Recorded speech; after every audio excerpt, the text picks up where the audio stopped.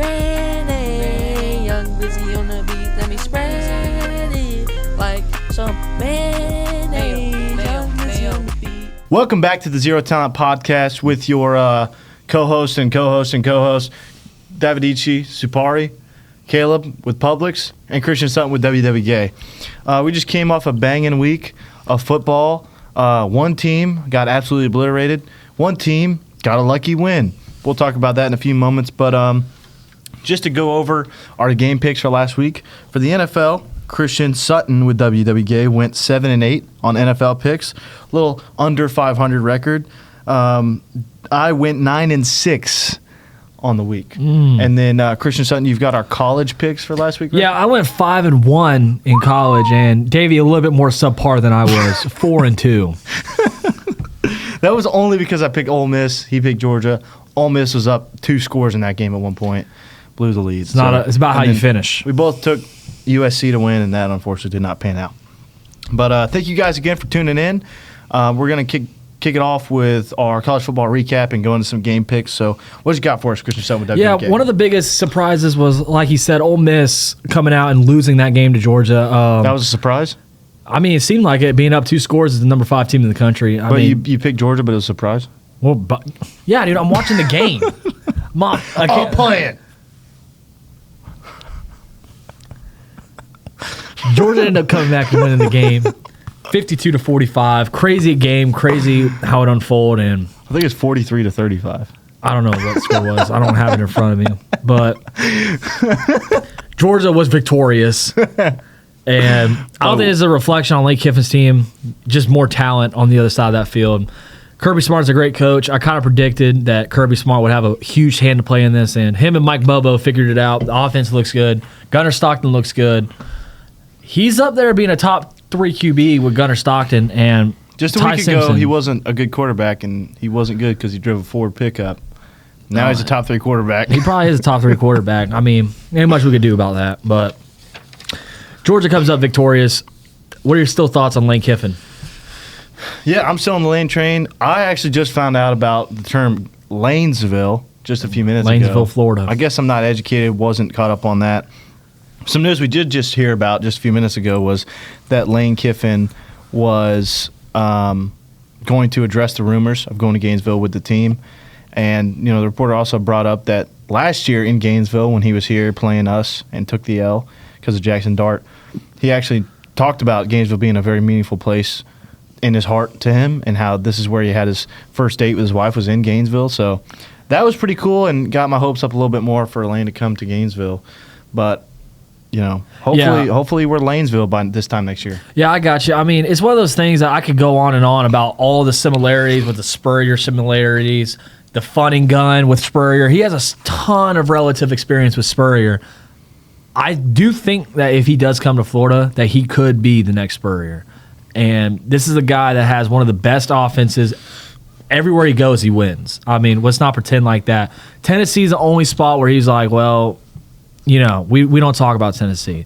But Lane Kiffin's definitely the guy, and Florida just offered him $13.5 million a year, which would make him the highest paid head coach in CFP. So, Which you said he's not worried about the money, but that's until $13 million gets waved in your face a year. I mean, you're going to leave Oxford where you can't even fill the student section up in a D1 game? That's a big thing to me. Him calling out the student section at Ole Miss has got to be a red flag for Ole Miss fans. I mean, they've got to be thinking, oh, no. This dude's calling out our student section. We can't even show up for this guy. We want this guy to stay so bad we can't even show up for games. I mean, I don't know. If you're an Ole Miss fan, you better be worried. Yeah, I'd be buying my tickets now. Yeah. But in other news, Arch Manning still struggles against Kentucky. I mean, that was just 16-13. Football. That was overtime tough win. watch. Yeah, I mean, what do you think about Arch Manning? I'll say this. If them boys, if Texas and Kentucky in overtime, if the rules were not that you started at the opponent's 20-yard line, this game may have went to 10 overtimes because I don't know if they could have been able to get down the field. Both offenses were horrendous. Arch Manning continues to struggle, and I don't know. I mean, we'll see. I still think the dude's good. He's got the talent. He's got the ability. Maybe it's just too much pressure too early on. But we'll see what happens. I mean, in the coming weeks. They're still a good team. I just disagree. I mean, I'm not trying to interrupt or nothing, but Arch Manning, from many high school sources, I mean, he didn't play the level of competition like DJ Lagway did, like all these quarterbacks did from that class, and he was yet ranked the number 2 quarterback in the 2023 class. Yeah. Which to me, that's not fair, because I was going to say he hasn't played the level of competition, and even a bunch of 247 Swamp Insiders said that Arch Manning should have been a 3-star to a low 4-star rated recruit if you actually went to the game. I was going to say, I feel like, no, don't get me wrong. I'm not saying he's going to be an elite quarterback, because I still don't know that he is. I don't know if he's going to be able to do that. But I'm saying he's a good enough quarterback to be a quarterback for a team and win games. And win what 10 team? games. I mean, what conference and what team? You know what I mean? Texas. I disagree. I still think what's their record? 5? Are they 6-2? They're 6-2, but they have wins against Sam Houston, UTEP. I can't remember the team they played right after Ohio dominated State. Oklahoma. And I still think 22-6. I mean, that's still a low. 22 points in college football today is not a high scoring game. I mean, I think he's a manageable quarterback. I think we can do. But they can win 10 games. I don't think they're going to make a. He's not on the level of Quinn Ewers. I don't know. We'll see what he does over a year of development. I don't see how if you're the University of Texas that you can't put something better on the field. Ohio State, he has struggled. He put up 55 on Sam Houston and flexed on the Sam Houston dude. He came to the Swamp, struggled. 2 interceptions, 2 touchdowns, horrible efficiency, missed wide open receivers all over the floor, all over the field. I mean, where is this upside with this guy? I get he's a Manning, but that's it. If this dude had the last name of Sutton, he would already be out of Texas. They probably would send him on a flight to Oklahoma. Please take him. Norman, Oklahoma would kick him out too. All right? I'm not trying to hate on the guy. I don't know him personally. I'm sure he's a good kid. But what I'm trying to tell you is that he has shown nothing besides his last name on a reason why he'd be starting. I think it's nepotism. And I hate to be that guy, but I don't see an upside because he hasn't shown me an upside against anybody. He made one very good throw against Florida. I'll say that. On the run and beautiful 40-yard spiral in the back of the end zone when we were toasted. I think he has the potential, but I don't know if they're going to be able to. I can see him. I can see him going to a school like a serious smaller school and maybe being something there. I don't think he's going to leave Texas. I think he should. I think they'll win 9 games. I think that would be the best thing for him to leave Texas. I think it'd be against his best interest to stay at Texas. If you win 8 or 9 games in the SEC, that's good. That's a good record. But he hasn't won a lot of. He beat Oklahoma, which is a rivalry game in which his defense held the other team to 6 points. That can't be every week, as we've seen. I mean, who knows how many SEC games they win down the stretch? What if Texas goes 5-7? What happens if they miss the bowl game? I'm serious. These are real things that they might not make a bowl game. Have they won 6 games? Won 6 games. Well, I thought they played an FCS opponent, so that's only you don't get an automatic bowl bid if you play an FCS opponent. But they might not have played the FCS opponent. But I mean, I think they'll win 8 or 9 games. I don't see them in contention. I don't see them making the playoffs, but I think they're good enough to win 9 games. And I don't know, maybe next year that he's developed and looked better. But we'll see. But yeah, just a sloppy game. I don't see Texas as a threat at all this year. No, I don't not at either. all. So I would just. They're not going to be in the. We're good. Arch Manning, we're good. We're good. And then what are the big games? Obviously, Georgia, Ole Miss. We had the Florida game. Florida beats Ole Miss. I'm sorry, not Ole Miss. Florida beats Mississippi State at home on homecoming.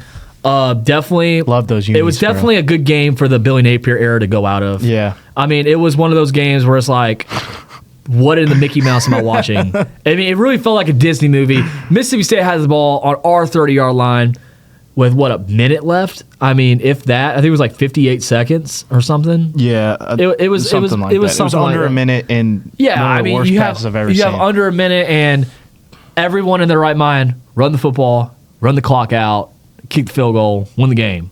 Or, I mean, they were down 2 points. I mean, you missed the field goal, you lose, but that's what you do. You play to win the game. That's how you win the game.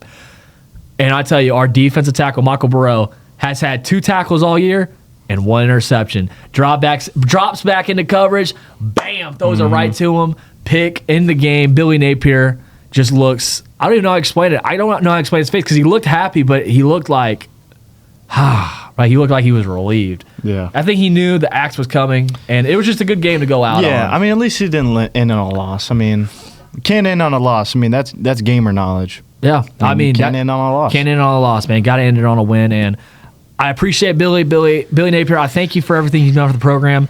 And like I said, I think Scott Strickland's put it best. I think Scott Strickland said he left the program better than he found it. And I really do believe that he's built a real culture here I mean, we have the guys that have brought excitement to Florida since I don't know when. I mean, Dallas Wilson, DJ Lagway, Jaden Ball, Caleb Banks, Tyreek Sapp. All these guys are potential.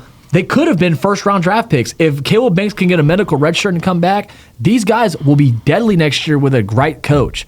I mean, Billy Napier's biggest flaw was that he just wasn't a great game-time coach, but I think he's a great program builder, and whoever takes him, I think they're going to get a pretty good coach.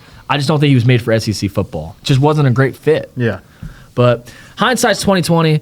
We're looking ahead now. We're looking at the future. Caleb, what you doing, bud? Caleb needs to chill out.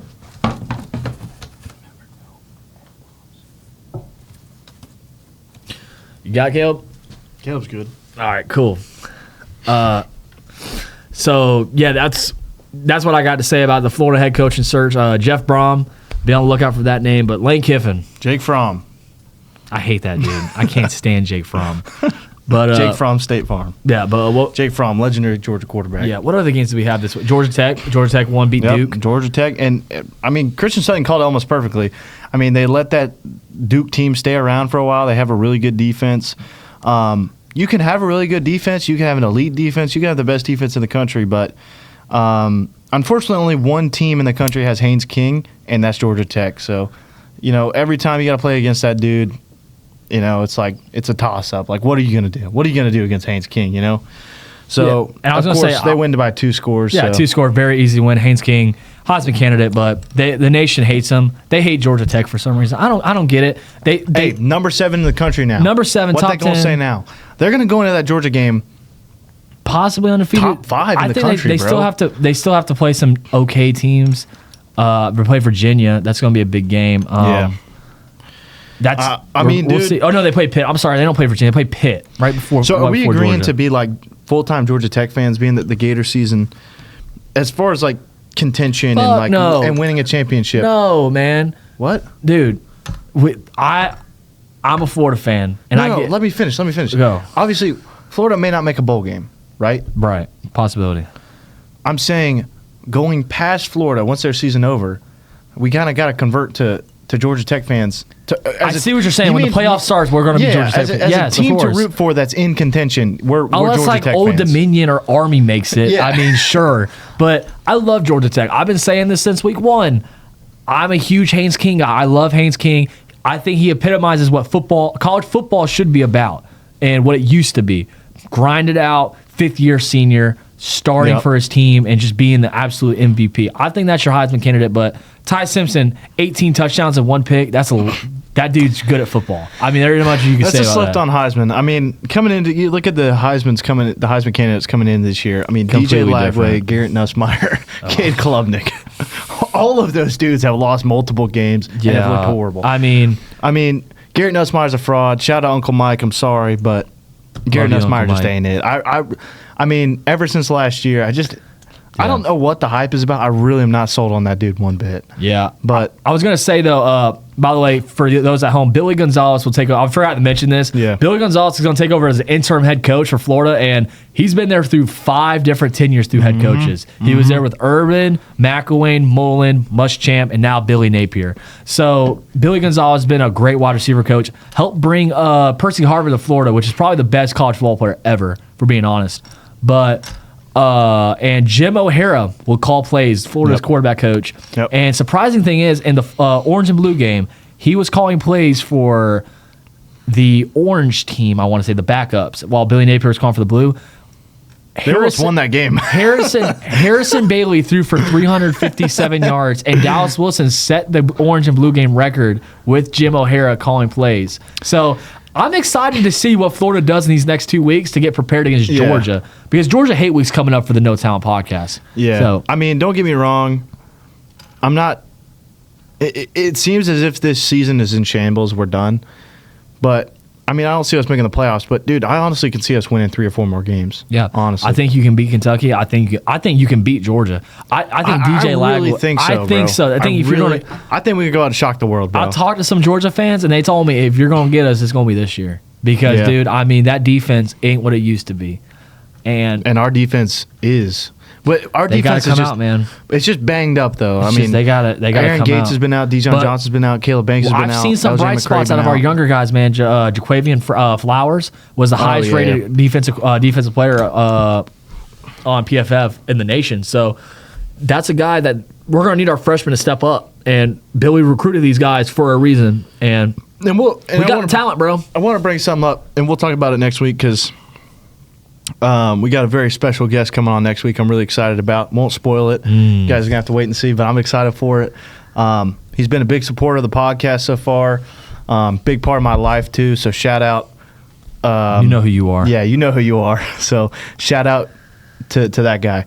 But he had a comment about Dan Mullen and saying he basically threw out the middle finger to Florida and was kind of talking about how we were supporting it. I'm not all supporting Dan Mullen.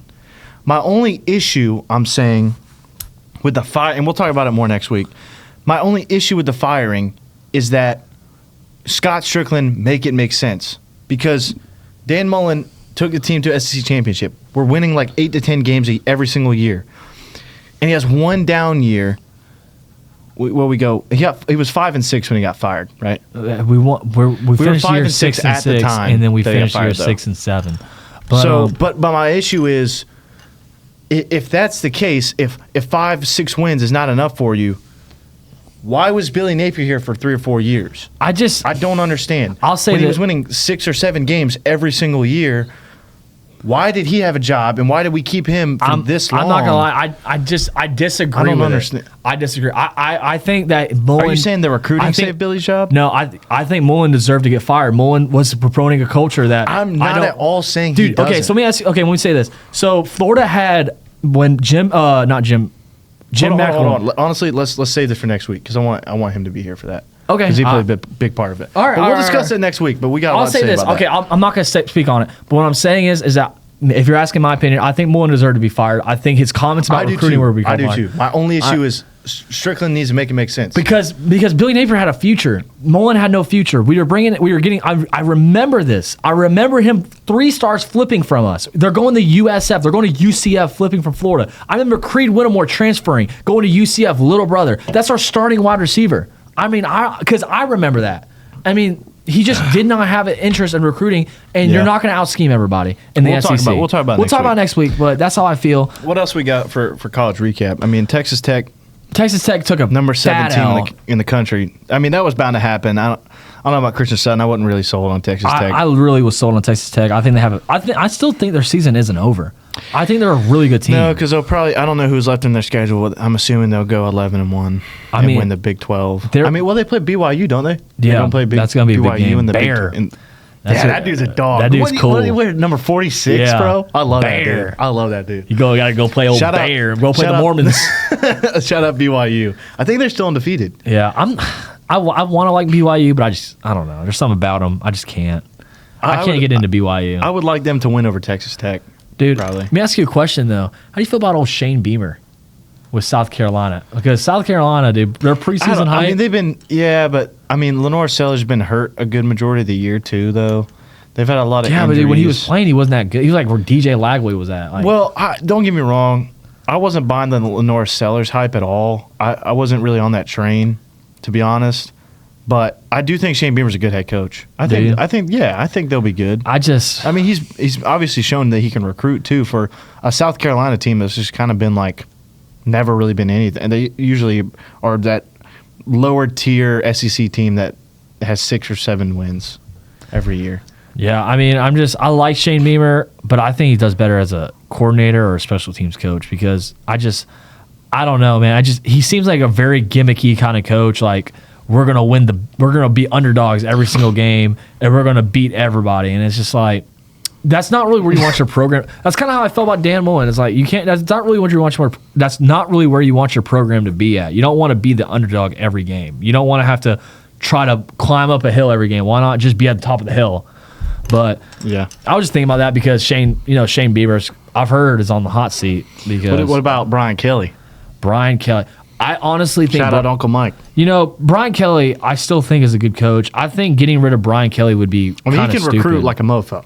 That dude can recruit now. I'm not saying he can't recruit. I mean, I get it. Like, you're not wanting to win 9 games, LSU, but there's a lot less fortunate programs out there, and you got to give a coach time. And I get he's had 4 to 5 years, but he's not like Billy Napier, who's winning 6 games a year, barely making a bowl game. I mean, this dude's winning like 9 to 10, 8 games a year. I mean, he's going to figure it out. Garrett Nussmeier is honestly the one that's, I mean, you're going to win do so much from the sideline, bro. Garrett Nussmeier just ain't that dude. He's just not, he doesn't make a play when he really needs to, bro. I mean, you look at, he didn't play, look at their quality wins, like, they beat us, and, I mean, bro, you think about, you put up, that game against us, bro, we put up, we put up 10 points. No, we put up 10 points. So I'm saying, we threw 5 interceptions.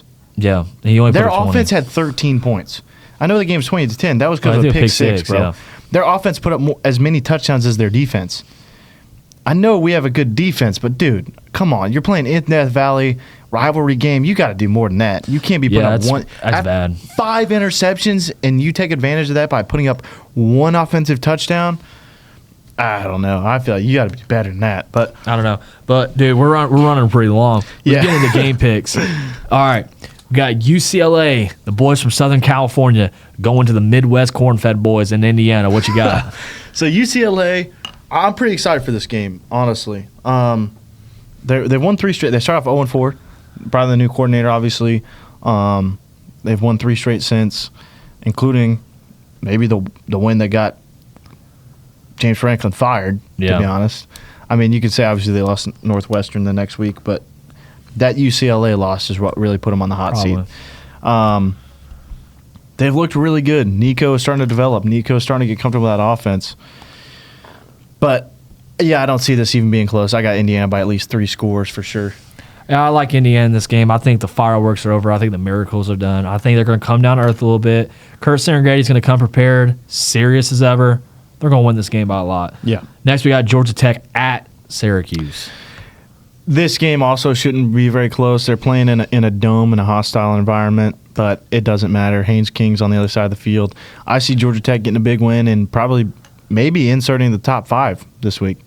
Yeah, I definitely see Georgia Tech winning this game. I mean, I know you got to. The problem is you're going to New York, and it's going to be a dome, and you might be tired. I mean, hopefully they get there the day before, but I think you put it best, man. When you got a guy like Haynes King, anything's possible. Like, I'm serious. You can win any game with that dude. Yep.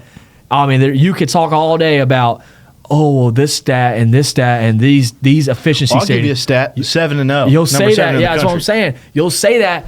But when you line up on that field, son, and you got to tackle Haynes King, and he's going to run 30 times a game, and he's going to throw about 15 times a game, it's where the stats really come into play. Yep. All right? But I'm going to take Georgia Tech, but kind of the opposite of what I said last week. Syracuse got a pretty crappy defense, but that offense, man, I mean, don't let it get hot. Yeah. And Georgia Tech has struggled this year on defense. I think it'll be a shootout going into the second half, but I see Georgia Tech still winning. Yeah, I like Georgia Tech. I like Georgia Tech by a touchdown. I don't like them by 2 scores because I think they can get it back, but I like Georgia Tech by a touchdown. And then we got Ole Miss at Oklahoma. Ooh. This should be a good game. Good bounce back opportunity for Lane Kiffin and Ole Miss.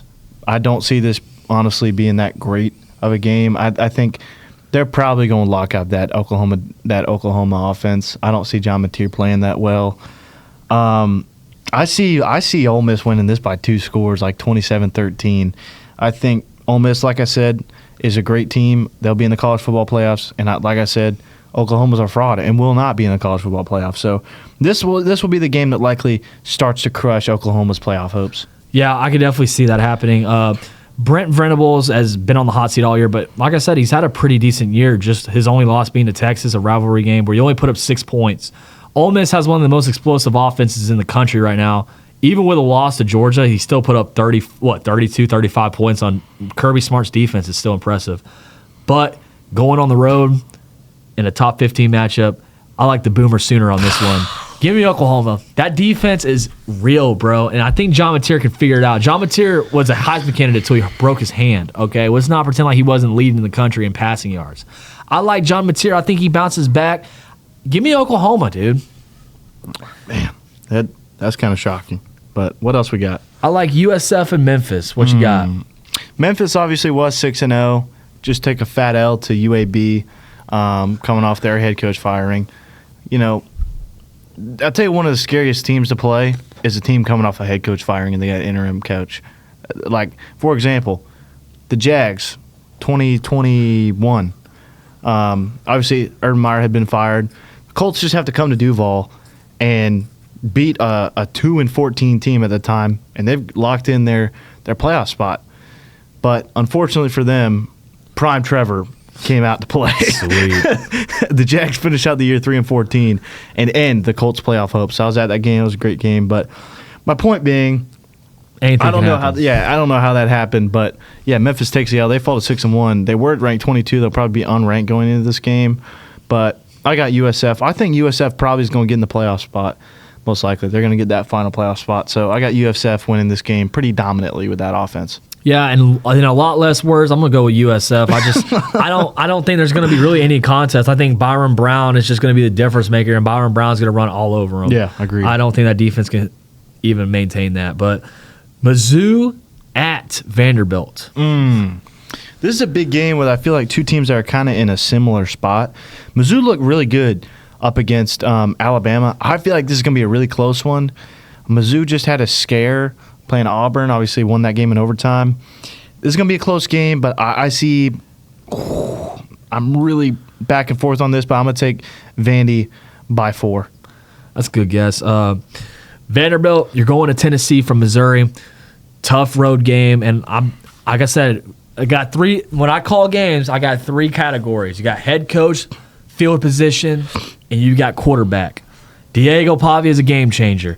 Clark Lee's a head coach, great head coach, and you're playing at Vanderbilt. That's a tough game to win, bro. But you got Eli Drinkwitz, dog. And that's a sneaky, sneaky son of a gun, man. I'm going to go with Mizzou. Give me Mizzou by a field goal. I'm not even trying to fade Davy, but I really like Mizzou this year. I think they'll get that final playoff spot, to be honest with you. I think if they win 9 to 10 games, I think they can make it without making the SEC championship. Yeah. So there's definitely a scenario where I can see that happening. So I'm going to take Missouri. I think Vandy drops one here. Yeah, I can see it going either way. I think these are both two kind of similar teams that are kind of in similar spots. They've been able to win some big games. Obviously, both of them having their L's to come to Alabama, and Ty Simpson. But I do think Vandy will pull it out. But it should be a good game. What else we got? We got Illinois Fighting Illini versus the Washington Huskies. This would be a good game. Illinois got a pretty explosive offense, I think. Obviously, haven't been able to move the ball much when it came to playing in big games. I think, obviously, Illinois should be favored in this game. But I actually got Washington coming out and winning this game and making a statement. I think Washington is going to end the year with a good record and be in the top 25. Unfortunately, I don't think they'll make the playoffs, but I think Washington's really underrated, to be honest. That defense, that's a good defense that held Ohio State to I believe 23 points. So I got Washington winning this game with a really good defense. Yeah, it's going to be a close one for sure. I like Washington just based off one guy. I think the head coaches are similar, but I don't think that quarterback position is similar. Give me Desmond Williams, man. I like Washington in this game. I think he has a huge game coming off a pretty bad game against I can't remember who they played, but they played somebody and got blown out. He threw 3 picks. But give me Desmond Williams and the Huskies. I think they rise to the occasion. God, I can't speak today. We got Texas at Mississippi State. Ooh, Mississippi State obviously coming off a heartbreaking win. Texas coming off a heartbreaking loss to 6'3", 340-pound defensive lineman. And then Texas is coming off a small win against Kentucky. I think that defense is going to create problems for Arch Manning. I see another somewhat sloppy game for him, but I think Texas ends up getting it done, to be honest. Yeah, you like Texas? I like Texas over Mississippi State. Touchdown, Texas! I like Texas in this matchup. Thank you, Gus Johnson. Thank you, Gus Johnson. Okay, well, I like Texas. All right, I think they're going to go away from Arch Manning. I think this is the game where Arch Manning gets benched. I can see it happening. I don't think Sark's going to risk his job for Arch Manning. I think I could see a lot of 2 quarterback maybe bringing him in for a series, bringing the backup, see how he does, and he's going to blow it up. I remember he came in against Florida and threw like a 15-yard dot against us. And luckily, that dude ain't playing. But give me the Texas Longhorns. I think the Texas Longhorns win by at least a touchdown. So we'll see. But last game, probably the game of the week. We got Texas A&M at Louisiana State University. Who you got?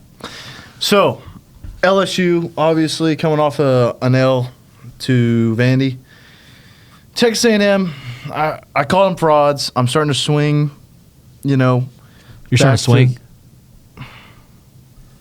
Not funny. I do think Texas A&M has proved a little bit. I think they'll probably get in the playoffs.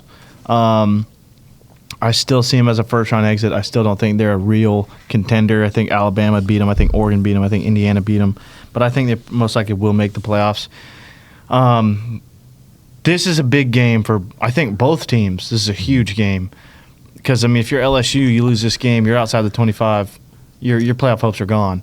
So if they want to make a playoff run or even make the playoffs, period, they have to win this game. For sure. And is this at LSU? This is at LSU. Death Valley. Night game. Sorry, Uncle Mike, but I got to go with Texas A&M here. I think they get it done in Death Valley, night game, and take care of business. And I think that'll just about close out LSU's year, unfortunately. Yeah, I'm going to go ahead and disagree. I like the Tigers in this one, man. Like I said, they have I think it's like a 68% winning percentage when at Death Valley at night. It's ridiculous, man. These guys win games. I think Brian Kelly can figure it out and get a huge win for his Tigers to come back. That's just not a game you want to be in. That's probably the worst game you can go play in.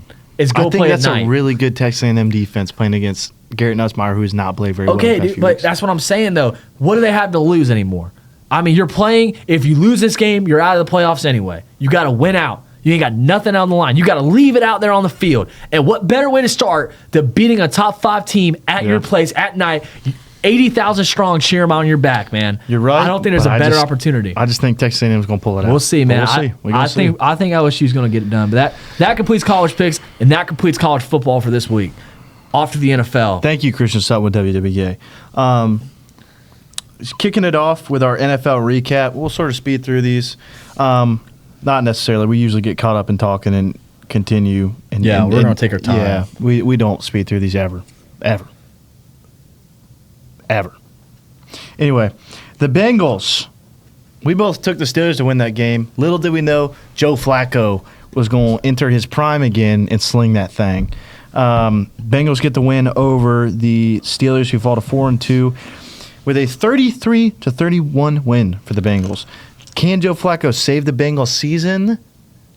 I don't think so. I don't think so either. They do have a pretty easy schedule coming up. I could see them ending the year with 8 wins. Maybe Joe Burrow comes back and tries to will them to the playoffs. With as many good teams there are in the AFC, I don't think they're going to be able to make it. I can see Joe Burrow walking in free agency. All right, we going to keep it rolling. All right, screw you then. I don't know. As they've tried to build around him, but no, they haven't, dude. They're the cheapest franchise in football. Say, everybody that he's wanted them to bring back, they brought back. They brought back T. Higgins. They drafted his college teammate, Jamar Chase. They brought in that tight end. I can't remember his name, but he's a dog too. I don't know. I don't think. Dude, that was 5 years ago. That Jamar Chase got drafted like 3 to 4 to 5 years ago. I'm saying even this offseason, they brought back T. Higgins. They got to build an offensive line, but because he keeps getting hurt. Dude, why would you play for a team that doesn't care about your safety? Obviously, they don't care about his safety if they weren't. Why would you have your franchise quarterback out there playing behind no O-line? But when Joe Burrow goes out in meetings or in interviews and says, "Yeah, if you want to become a winning franchise, you got to bring guys back," referring to like T. Higgins. Yeah, you bring those guys back, and they did. But he needs to be more vocal what he wants then. But either way, I don't think he walks. I think he stays in Cincinnati. But I think if you're Cincinnati, you got to build that offensive line because you're similar to C.J. Stroud. You're killing your quarterback. So I can see him going to the Steelers or something, bro. I don't think he'd do that, dude. I think he'd be. I think he'd. I don't think the Steelers it's would be a low good chance. With him. I'm not sitting here saying it's going to happen. No, there's a chance that Steelers throw the bag at him. Like, hey, look. we have a decent offensive line. We have a pretty good defense. We can make stuff work here. No, he would be great with the Steelers. That's what I'm saying. But But I go just ahead. don't I'm see not it. trying to interrupt none. I'm just putting it out there. Let's that have a discussion then. Oh my! Anyway, I don't think he will, but we'll see. We'll see what happens, old Joe. Yes, sir. Joe Brr. What's the other one? It's Joe like Shiesty. Joe Shiesty.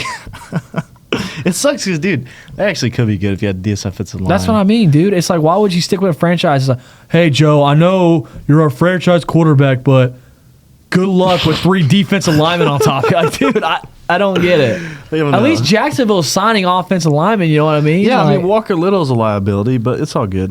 make All it right. happen. Bears improved to 4-2 as they keep rolling and beat the Saints 26-14. rolling. Are the Bears a playoff team? No. I continue to say yes. With their strength of schedule, I think they can do it. But we'll see. They play the Ravens this week, and looks like Lamar may be back for that game, which sucks. Could be a good one. I don't know. I mean, they have to win this game. Lamar and the Ravens have to win this game. Yeah. What are you doing? You're foul ball for that. You know what's funny is like people who like aren't actually watching the podcast; Yeah. they're just listening to it. They don't know this stuff's happening. They have right no now. idea what you're doing. If you're listening to this, you need to watch what just happened. You need to pick Don't up. do You that. need to go back and rewind and Don't watch. do that. Watch this dude make a fool out of himself, while Caleb's just sitting here being all polite. Shout out Caleb, by the way. We actually recorded this podcast already, and the footage got messed up. So Yeah, I feel bad. yeah, sorry, Caleb. Caleb was actually here, and the footage got messed up, so we had to redo this pod. So this is our second time. So unfortunate, but shout out to Christian Sutton for making the trip to come record this again. You know it. The Browns dominate the Dolphins. The Browns are now 2-5, which kind of sucks because now Dylan Gabriel is likely going to be the starter for probably 3 more weeks. And Perfect timing. it sounds like it is no longer perfect timing in Cleveland. But Did we pick the There Dolphins? was- huh? I might have picked the Dolphins. That yeah, we game. both picked the Dolphins because the Dolphins are probably the best 1-5 team. I mean, They were. That's what we thought. But Tua's got CTE. Tua turned the ball over. I mean, that dude's horrible. And then Mike McDaniel can't coach for crap. So I don't know who they're going to move on first, Tua or Mike McDaniel. I don't know. They both suck. Patriots handle the Titans in Mike Vrabel's return, 31-13. Dude, Them it boys- feels like a major cuck move to like cheer for a coach that just whooped your butt at your place. You think so? I definitely like, dude. Think about that. Like, imagine if well, Well, the fans are pretty upset about it. dude, imagine Mike White coming out in the Florida arena I'm talking about Florida basketball. Mike White comes and whoops the Gators on their own floor. Mike White, no, bro, I don't want to cheer for that dude. Yeah, but at the same time, like they didn't want to move on from him. They were trying to keep him in Tennessee, and They the weren't paying? fans wanted him, but the front office decided to move on because I think Mike Vrabel's a great coach. Yeah, I don't see why you move on from him. Yeah, that was a horrible. I mean, dude, he had Will Levis at quarterback and Malik Willis. Yeah, dude, you didn't really That's set him up for horrible. success. Yeah, I mean, he took Ryan Tannehill as his quarterback. They took him to the AFC Let's give Championship. Brian Callahan a shot. Yeah, I mean, I don't understand that. I think Mike Vrabel's a really good head coach, and that's coming from a Jags fan who absolutely hates Tennessee. I hate Tennessee. Mike Vrabel was a great head coach. I hate you, Tennessee. I hate you, Tennessee Titans. So yeah, they get the win. Drake May looks great, and they have an easy schedule coming up. So I see the Patriots winning that division, just because the Bills have been struggling. The Patriots have an easy schedule. Drake May's playing at an MVP level, and then shout out your boy Jordan. Shout out Jordan. Even though you're rage baiting me in the comments, screw you, Jordan.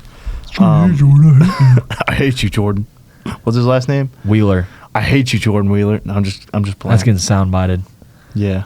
Anyway, so shout out Drake May. Chiefs dominate the Raiders, 31-0. Shout out Gardner Minshew for getting some time in there because they were.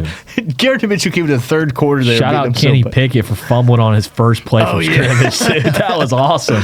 Dude, I hope they play that boy against the Jags next week. Yeah. Because we got the We Raiders. need a next win, week. bro. It's been rough sledding. We'll get to that. The Eagles beat the Vikings. A.J. Brown continues to cry for the ball. We just got the report that A.J. Brown is not going to be playing this week.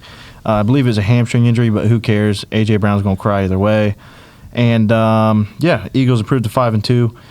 And the Panthers beat the Jets, who now fall at 0-7. So, shout out to the Jets. Did I pick the Jets? I think I picked the Jets, bro. Did you? I think I picked the Jets. I don't know. to We're win. about to get to NFL recap with our picks as well. Oh, no, we already did. You were Yeah. 7-8. I was 9-6. But, yeah, Panthers get the win. We got to see 4 different quarterbacks in this game. We got to see Bryce Young, Andy Dalton, Tyrod Taylor, and Justin Fields. So, you know, if you hate offense, that was a great game to watch. I will tell you this. Aaron Glenn went into an interview the other day. He was like, "Hey, so who are you going to start coming up? I feel like it's going to be a strategical disadvantage he for me still to tell." said that. Yeah, that's crazy, bro. He said that, and then again today they asked him who to start, and he's like, "I'm still not going to tell y'all." So he still is not going to tell us who's going to start on Sunday against. I don't know. I think We'll that get just to means Tyrod Taylor. Oh, they're playing the Bengals. I'm pretty sure that just means Tyrod Taylor. I don't know. I don't know. He thinks it's some competitive advantage, but both their quarterbacks suck. But you already have the thing is you already have film on Justin Fields. It's not like he's not like they're both don't backup quarterbacks. Which and Tyrod Taylor's played a little bit this year because he's looked good. Justin's That's the got thing, injured. dude. He didn't even look bad. it's just the Jets, man. It's just the Jets. But shout out Chris. I know he loves Justin Fields. I'm sorry for the Justin Fields slander. I don't put it on Justin Fields. I really don't feel like Justin Fields got a real shot. I mean, he was winning games in Chicago, and they would not build around him. I mean, you have then you you went from Matt Nagy to Matt Canada to a defensive-minded head coach. Yeah, and then they go That's- to the Steelers, and he actually plays pretty well and won them some games, but obviously Russ came back and got the start. But so his only like shot again has been the Jets, and it's like of all places, bro, why'd you have to go to the Jets? So shout out Justin Fields, you're still a good quarterback. You're just in a bad situation, unfortunately. Broncos win an absolute thriller in Denver versus the Giants, 33 points in the fourth quarter. That's ridiculous. Yeah, that's a lot of points. But a shout out to the Broncos. Jackson Dart, I mean, he still looks got. I mean, looks all right. Still looks all right. Jackson Dart does, you know. Yeah, I know that guy. I mean, that's a good dude, man. Jackson Dart. Yeah, I like Jackson Dart. Shout out Florida for making Jackson Dart cry Shout on out the Bryce sideline Thornton, dude. Picked him off twice, bro. in a 2-minute span. So shout out Jackson Dart for crying on the sideline against the Gators. Hey, what is okay in front of the viewers? What does it have to take for us to go to the Mississippi game, bro? Ole Miss game against Florida. Okay, if We could be watching our future head coach when, like, dude, before listen, the Nasties. if we beat Georgia and we beat Kentucky, we'll go to the Ole Miss game and we'll vlog it and we'll be there. That'd be awesome, dude. We're gonna do it. I mean, you heard it here first. We gonna make it Shake happen. on it. Caleb's here to experience it too. All right. If I we don't beat care. Georgia and Kentucky, we'll go to the Ole We'll Miss go to game. the Ole Miss game in person. We gonna vlog it. Vlog just sounds. I don't like the word vlog. I don't think we're gonna vlog it, dude. I think we just made that up. Yeah, we're not gonna vlog it, but we'll take some videos. We'll take some We'll funny show videos. proof that we were there. We go there and get our ass beat. We can't boot out of the stadium. We might have to fight a bunch of people, bro. That's why we gonna take your head coach. We gonna have that. That's true. Even Oh, if we yeah. lose in the game, we're like, that's fine because this head coach coming to Gainesville. Lanesville. We gonna be chanting Lanesville all the way out, bro. Win or whole game, lose. dude. We're gonna be getting blown Win or out. lose. We gonna chant Lanesville. Spend my dollar. So the Colts 6-1. Now they look really good. They look really good. We still got our number though. Yeah, we do. Hopefully, dude. If of all people, Daniel Jones is the one to break the curse in Jacksonville, I'm gonna be so mad. But Matt Ryan couldn't do it. yeah, Matt Ryan couldn't do it. Carson Wentz couldn't do it. Phillip Rivers couldn't Phillip do Rivers couldn't do it. Shout out Phillip Rivers for being the only Jaguar win of 2020 or it. That was- 2019. I thought it was Matt Ryan. I thought Matt Ryan was the year that he came in and like playoff team. Or was it Phillip Rivers? No, it was Phillip Rivers. I remember watching like James Robinson legacy game. Minshew Holy balled crap, out. LaVisca Chenault. That's real Jaguar ball. Wide receiver, dude. Colorado.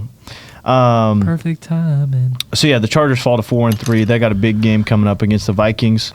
So we'll see that. And then Cowboys 3-1 beat the Commanders 44-22. BTA. BTA. Jaden Daniels. And I ain't talking about BTA. BGA. What? I meant BTJ. I didn't. Brian Thomas Jr., wide receiver for the Jacksonville Jaguars. BGA. You sound stupid. I'm joking. So the Cowboys, dominate the Commanders. So shout out to the Cowboys. Shout out Timothy.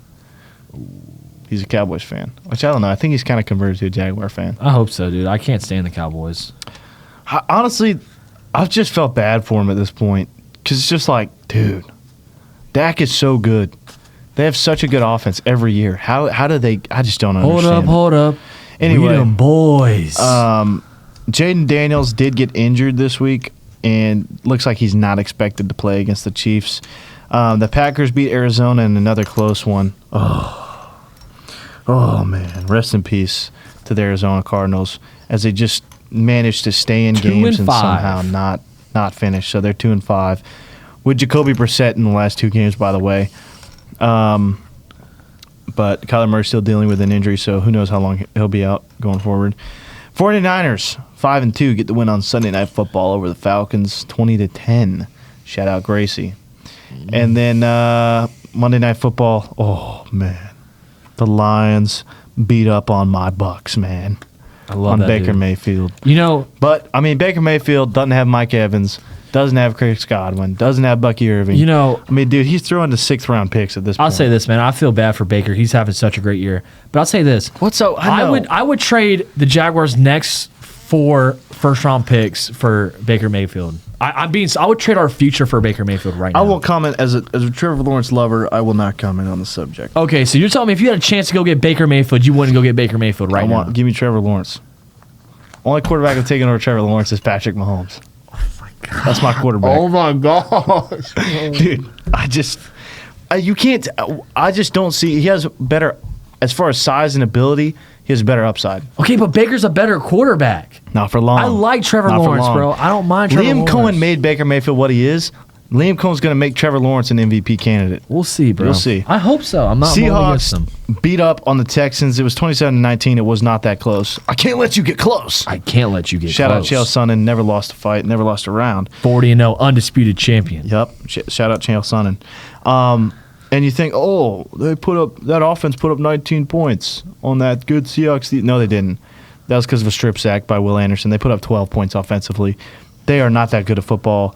The Texans still suck, so the offense still sucks. Offensive line just sucks. I was going to say their defense is pretty solid, but their offensive line just sucks, and the offense is doo-doo. Nico Collins also got a concussion, so I don't know how long he's going to be out, but that ain't good. That kind of caps it off as far as the NFL recap. We'll get into the Jags recap. We've got a lot to say.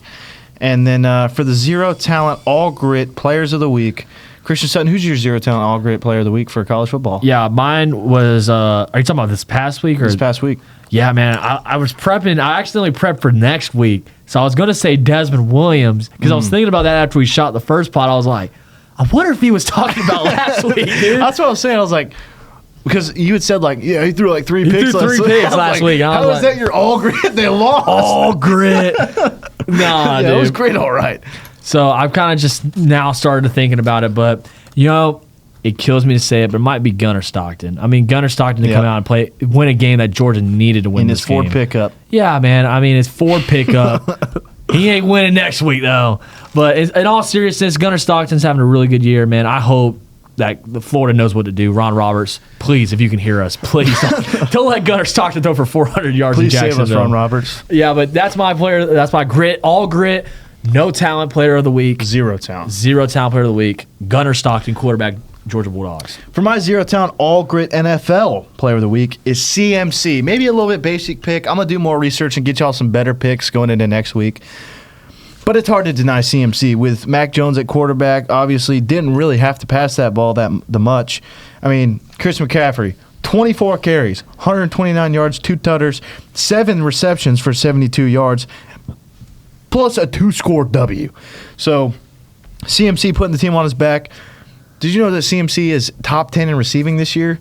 Yeah, that's Crazy. a running back. Crazy. So shout out CMC, for just putting them boys on his back. And finally. Uh-oh indeed for Duval. Jaguars suffer. It might mean suffer. Their 3rd loss of the year. 35-7. They were down 21-0 in the 3rd quarter with 3 minutes to go. I was on the phone with Christian. I said, actually, Christian woke up, I guess. Yeah, I woke up late. Like, bro, what is happening? We're down 21-0. I was like, we're down 3 touchdowns, bro. What happened? Yeah, not pretty. But I really thought we had a shot to win, even down 3 scores. Because, dude, let me read off some numbers here. you would think with 0 turnovers, 358 yards in offense, and we outgained the Rams offense by nearly 100 yards. You would think like competitive. Yeah, you would think we was in this game, right? We held the Rams to 2-10 on third down. You would think we were in this game. The dude retarded, dude. You would think we're in this game, right? No, because Trevor Lawrence was sacked 7 times for 32 yards, and he had 2 carries for 18 yards. He was 23 of 48 for 296 and a tutter. Travis Hunter had 14 targets for 8 catches and 101 yards and a touchdown, and he locked up Devontae Adams when he was in coverage. But no, we did not. We got obliterated. But let me lift off the bright spots for this week, okay? Ventrell Miller, Gator alumni. He balled out. He's playing great. Devin Lloyd's still injured, and Ventrell Miller has played great in his absence. So shout out Ventrell Miller. And the defense honestly did not look that bad. You would look at the stats and say, Matt Stafford diced up this defense. No. Again, we held their offense to 2 of 10 on third down. I mean, it was 21-0. Going into the second half, we held their offense for like the entire third quarter. 3 and out, 3 and out, 3 and out. But unfortunately, our offense just could not get anything going. But at least, Travis Hunter, another bright spot, Travis Hunter had his breakout game. So I don't put this game on the defense. I don't put this game on Trevor Lawrence. Once again, I put this game on the offensive line and the penalties and the drops. Because, dude, let me read off. I talked about we got to avoid the penalties in order to get the run game going. You did mention that. And obviously avoid the drops so we can get the run game going and not have to have Trevor Lawrence throw the ball for 48 times. When I asked to get the run game going, I was not looking for a ETN 8 carries for 44-yard game. So you would think 44 yards is like, okay, that's not horrendous. Like, that's decent. You would think that, and then you realize that 3 carries and 27 yards of those statistics came on the final drive of the game when we were just trying to run the clock out because we were embarrassed, bro. That means going into the fourth quarter with 4 minutes left, Travis Etienne had 5 carries for 17 yards. That ain't winning football. We were winning games and playing great and looked like a solid overall team when we could run the ball. And we were top 5 in the NFL in rush yards. We were averaging 160 a game. Now we're averaging like 50 a game. That just ain't going to work. So unless we can avoid the penalties, I mean, this week we had 13 penalties for 119 yards. And I don't even want to count the amount of drops we had. BTJ still sucks, apparently. I don't understand that. The rain definitely had something to do with it, but BTJ has got to bounce back against a crappy defense this week. We just have to.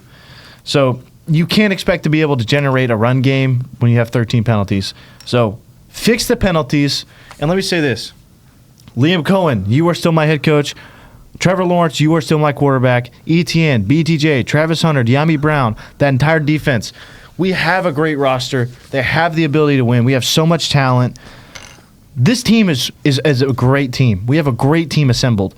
And we have a great coach. Let's put it all together. Let's chill on the penalties. I think he's going to get it fixed. I think we got our guy as a head coach, I'll be honest. I really think we do. Cam Little does continue to struggle. We'll see how he responds this week. Liam Cohen said he had a good discussion with him, and he expects him to bounce back. So we'll see how he plays against Las Vegas. Jags have played, I want to point this out because I love our roster outside of one dude.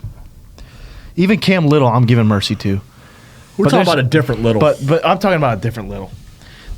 He deserves no more mercy. I just can't bear to watch this dude anymore. The Jags have played 8 different linemen through 7 games, and we've given up 20 sacks through 7 games, and we've played 8 different offensive linemen. Walker Little is responsible for 6 of those sacks. Him alone is responsible for 6 of those sacks and 4 penalties this year. 6 sacks allowed and 4 penalties. Shout out Anton Harrison, who is still not giving up a sack this year. Walker Little is a liability, and we have got to do something about him. Because, I mean, let Wyatt Milam get some snaps. Let anybody else. I don't care. Put Trevor Lawrence at left tackle. I don't care. Get this dude out of the game. I cannot bear to watch Walker Little play football anymore. He's going to get Trevor hurt. I mean, it's just unbearable. And for all those people who are consistently slandering Trevor Lawrence and blaming it on him, This is a quarterback who's struggled with turnovers for basically his entire NFL career. Trevor Lawrence has not turned the ball over or thrown an interception since Week 3 against the Texans. Again, the Chiefs interception, blah, blah, blah. I'm not counting that. Parker Washington got knocked on his butt. That was absolutely a pass interference. I'm not counting that. That is not on Trevor. That is not on Trevor. It should have been PI. The commentator said it. Everybody said it. That's just Chiefs favoritism. Trevor Lawrence is playing great football. I did go back and watch the film. He did miss a couple throws, a couple missed opportunities. But for the most part, I see the development. I see great development, and I think Liam Cohen's doing exactly what he did with Baker Mayfield. I think by the end of the year, you're going to see a whole new Trevor Lawrence going into next year. You may see an MVP candidate. Honestly, I don't want him to be just because I don't want everything to have to be on Trevor Lawrence. Establish the run game. Bashal Tutin, get involved. Travis Etienne, get involved. Brenton Strange and Devin Lloyd are expected to come back after the bye week against Las Vegas, so I'm excited for that. But that kind of covers the recap. I mean, we can move the ball. Just got to finish drives. More than anything, fix the penalties, fix the drops. Those are my two keys to win. Again, if we're going to beat the Raiders, which we can have 10 penalties and we should still beat the Raiders. But if we're going to win competitive games against really good teams, we have to keep it around. I mean, obviously you don't want any penalties, but it needs to be in that 5-6 range, as far as maybe 6-7. But you got to keep the penalties down if we're going to win games. And just catch the ball, bro. Please. Please catch the ball, PTJ. Save us, Trevor Lawrence. Please save us, Trevor Lawrence. I was going to ask you something. I brought this up in the last pod we filmed, but how do you feel about the D-line, bro? It's super. I will say. But I'm just going to say this because I'm listening. I'm learning. A white man with a Jags hat is talking. Listen and learn. All right. No, dude. I'm just thinking, right? And it's like. Yeah, that's a good point. No, I'm saying Trayvon, and I get he's had a couple games where he's been hurt, but got to pick it up. Year 2 or year 3? I mean, got to pick it up. Yeah. Same thing with Josh Allen. Josh Allen, we gave you the money. Yeah. We got. You're the leader of the defense. You got to start Eric making plays. Armstead shouldn't lead our team in sacks, is what I'm saying. That's all I'm saying. Yeah, no, I completely agree. That's a good point. We definitely need to get the pass rush up because, we blitzed on 55.9% of plays against the Rams. You shouldn't have to blitz every single time to get pressure. You should be able to send 4 and get pressure. But we're not. So you're right. That's a good point. Defensive line does need to step up, but we have a good enough secondary. I feel like that can compensate for that. Yeah. But you're right. The defensive line has got to step up. But more than anything, penalties and drops. Please fix the penalties. If we have a couple drops, it's going to suck, but whatever. The penalties have to stop because the penalties are stalling out our drives and don't allow us to get in any type of rhythm offensively. So fix the penalties, please, Liam Cohen.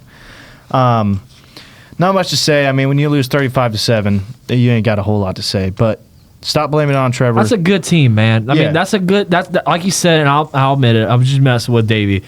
That Rams team is probably the best team in I think they're the best team in the NFC. I'll be honest. I think the Bucs and the Rams are right up there for the best team in the NFC. That's a good team, and it just wasn't our day. Shout out Mr. Tim, by the way. We aren't there yet. Shout out Mr. Tim. He's a big Rams fan. Oh, that's cool. And he took it easy on me this week.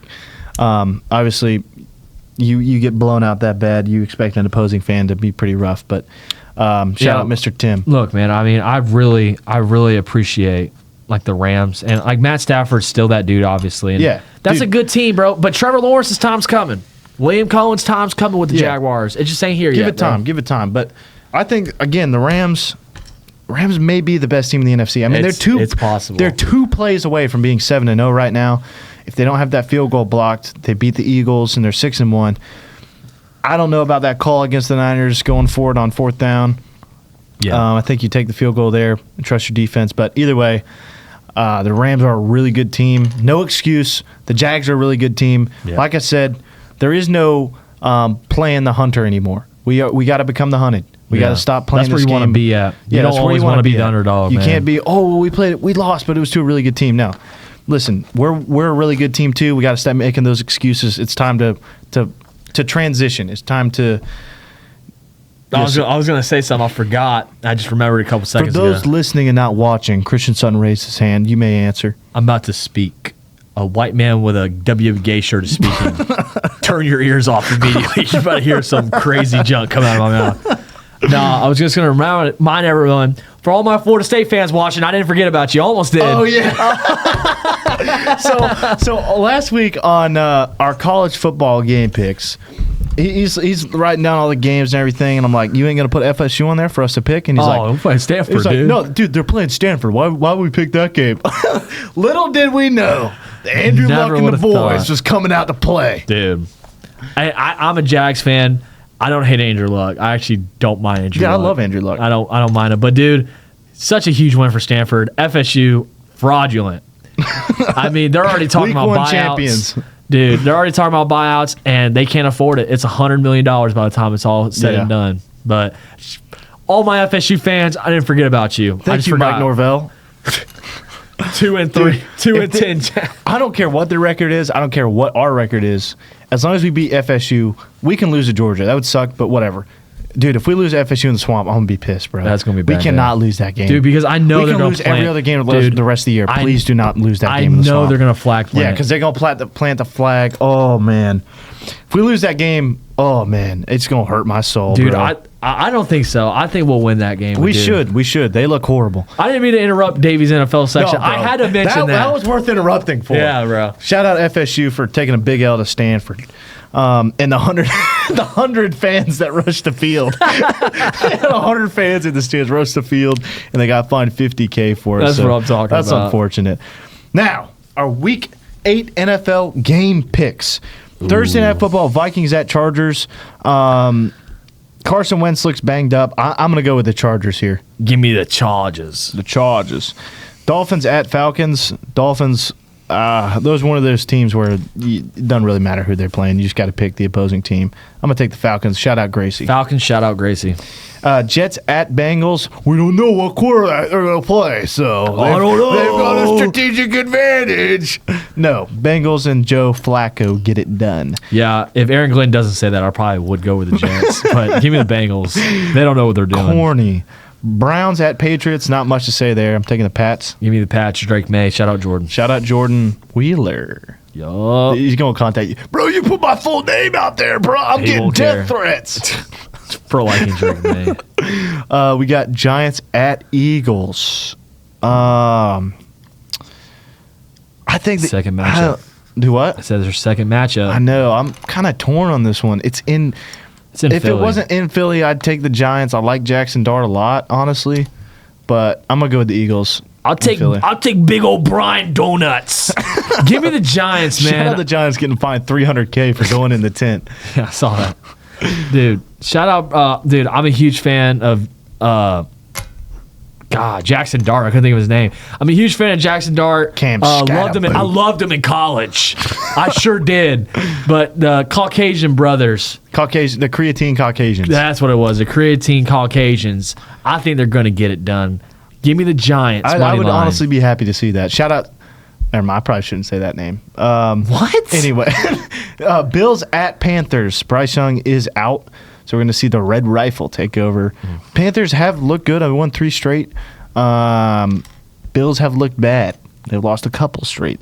They're coming off a bye week, though, but I'm going to take the Bills to get it done against the Red Rifle. As the Jacksonville legend would say, Fred Durst, keep rolling. Give me the Panthers. I like the Red Rifle, bro. You don't know how good Bengals Andy Dalton was. In all seriousness, give me give me Carolina, man. I really like Carolina. I like what they're doing. Shout out Bengals Andy Dalton for throwing a pick 6 to Miles Jack. I think that was Yannick Ngakoue. Shout out both them boys anyway. Miles Jack was not down. Bears at Ravens. Lamar, it's not confirmed yet, but I think he is going to play in this game. Mm-hmm. For that reason, I'm going to have to take the – no. I'm not taking the Ravens. Shout out Bears. Bears are going to beat them in Lamar's return. I believe the Ravens would fall at 1-6 at this point. I think the Bears are going to be the ones to close out the Ravens season. I don't know, man. I think I just disagree. I think Lamar Jackson is going to be the absolute game changer in this game. Give me Lamar Jackson and the boys from Baltimore. Niners at Texans. A crappy offense against a really good defense. Shout out the Texans for being 2-4 or 2-5, I believe. Either way, they suck. So I'm going to take the Niners to get it done. Yeah, I'm kind of going to go with the Niners. I don't want to overthink this pick.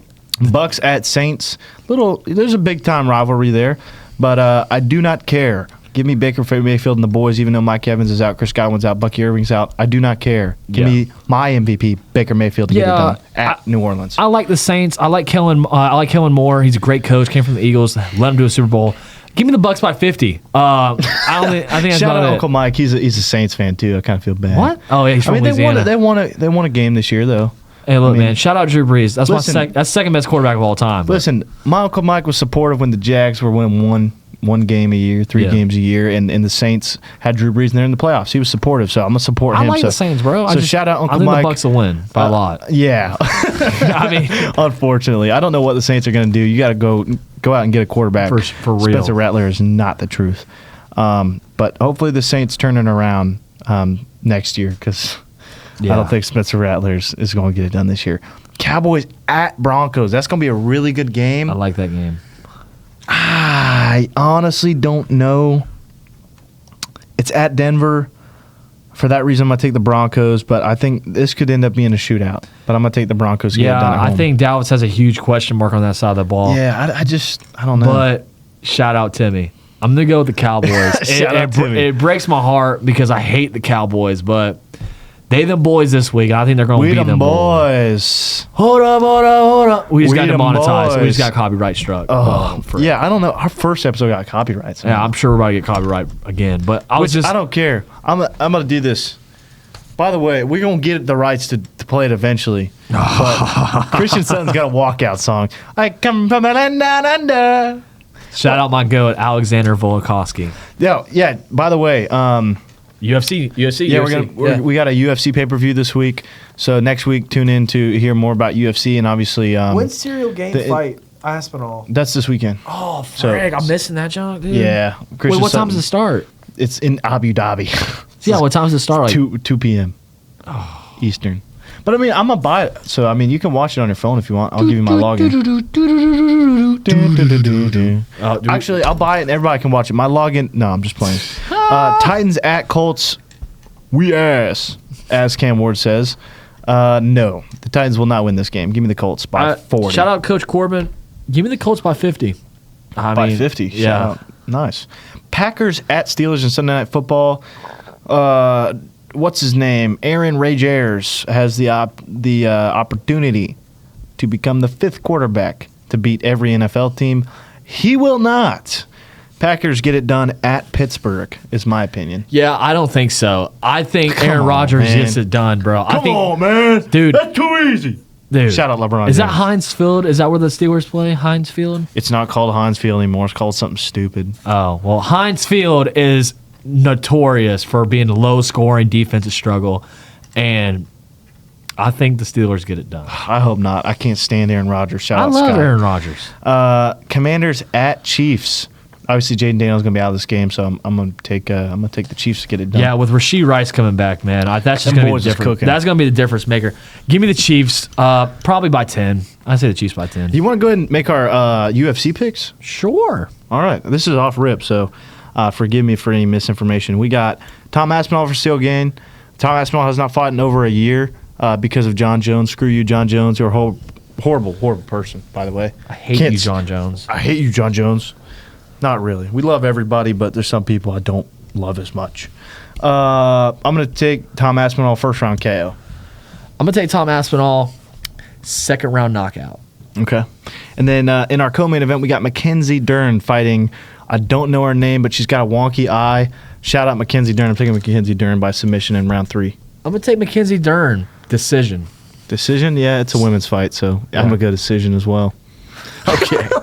This mofo just changed his pick, bro. What the fuck? No, I'm kidding.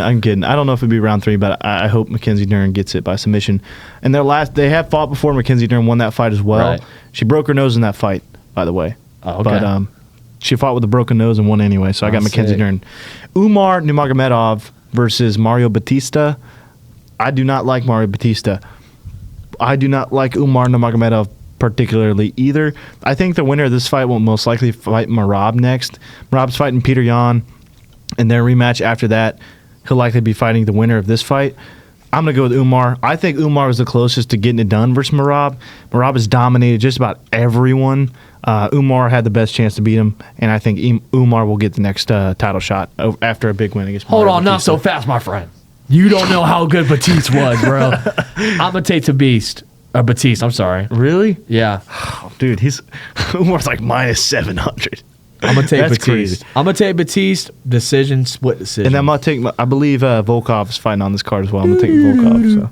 No, not that. It's Alexander Volkov, bro. My bad, bro. So I'm going to take Volkov to win that fight. And then we got NBA. Obviously, is coming up, so we'll be able to recap some NBA. Warriors are looking really good, but we'll get more into that.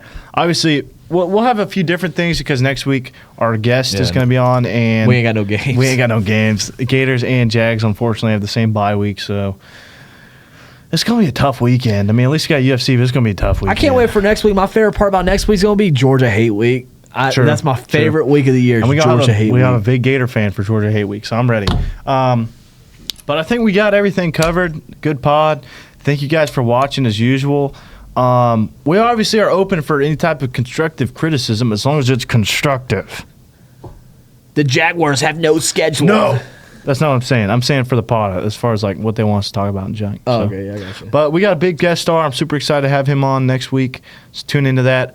Just as far as our schedule goes, this one's coming out a little bit late because we recorded the pod. Obviously, the footage got messed up. Shout out Caleb. I'm sorry. Unfortunately, the footage with him will not be released because it got messed up. But we are going to be posting these Thursday mornings. You can look for these. Maybe a late Wednesday night, but you can look for these to be posted Thursday mornings for the most part. So thank you guys so much for the support. We appreciate Jordan. Shout out Jordan in the comments section. Ashton. Shout out Ashton. Who's Ashton? Ashton's my boy. He does it every dude. He's one of our biggest supporters from day one, bro. Oh man, where's he? From day one. Does he work at Bright? He used to work here. Oh. But shout out Ashton. He's been one of our biggest supporters since like day one. I send the pod. He's been watching it. Before I'll even post it, he'll be like, hey, where's the pod? Where's the pod, man? I'm looking in. Shout out Timmy. He's been a big supporter. Shout out Jordan. So I appreciate all the love from you guys. Yeah, for real, bro. We're just two dudes who just, three dudes, Caleb here, who just decided to make a pod after a heartbreaking loss to USF. So, well, you know, man, if you guys have a appreciate the question, support. if you have a guys want us to debate on something, I mean, have a sports question like, who's the GOAT to swimming? I will do some research into swimming and I'll come back. Yeah, we be looking in the comment section. So if you guys want to hear anything, I don't care what it's about. I don't care if it's Fortnite versus Minecraft. What's the cornhole championship going to look like this Exactly. year? I don't care what it is.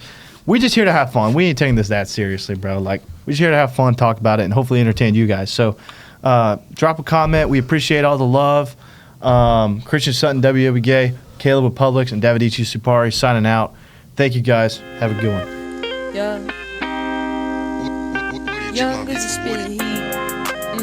I'ma run it back. Cause I got a toe tag. Wait long. Cause I'm sucking on her big toe. Mess around, you gon' catch his fofo. Catch him lacking on the spot, let him hit a fade.